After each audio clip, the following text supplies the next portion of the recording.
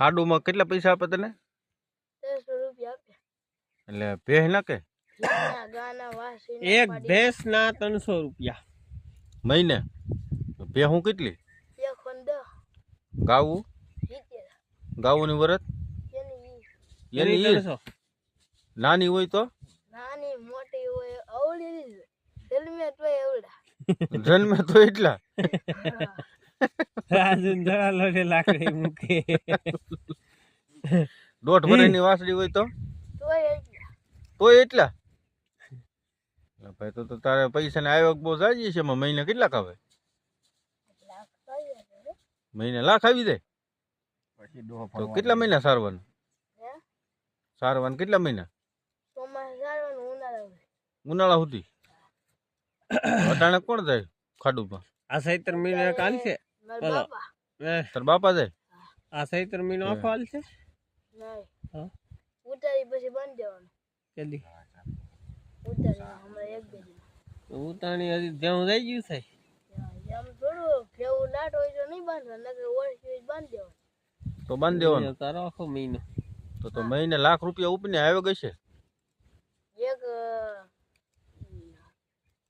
10-20 માં છે પછી બાંધી દેવાના. પછી બાંધી દેવાના. હજી ઘણા માલ થાય તો પૈસા રાદુ લાટ ભેગા કર્યા છે તે હે? ખાડુમાં ઓછામાં ઓછા પૈસા 7-8 લાખ રૂપિયા કમાતા હશે હે? 4 લાખ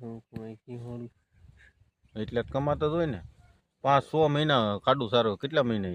6 મહિના સારતા હશો ને? 8 મહિના દીનું ગણવાનું કેદી 8 મહિનામાં? હા અટાણ સુધી ગણો કેટલા મહિના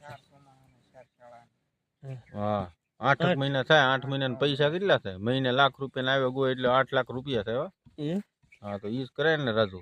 આજુબાજુ વાળાને કહી દેવાય તમે મોકલી દેજો ગામ વાળાને હે? આજુબાજુ ગામમાં માલ રાખતા હોય તો ને હે રાજુ? એક ગોવાર ખટે આ ભાઈ લઈ જવા. આ ભાઈ ઠોકી દે ને હારે બોલ પગાર બોલ. પગાર બોલ.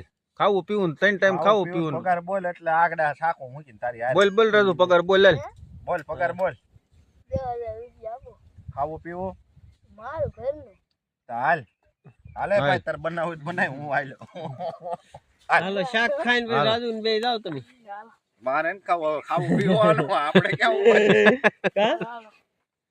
ડુંગળી લઈને શાક ખાઈ પછી બે હાલો તારા લબાસા પોટલા લઈ લે હારે મૂકી દે અહીંયા ખાડું. ઘરે પૂછતો આવજે ખાન પછી ઘરે નો પૂછવાનું હોય. વહીવટ જ કરે છે આખા ખાડું નું. કારા તું કે નહીં?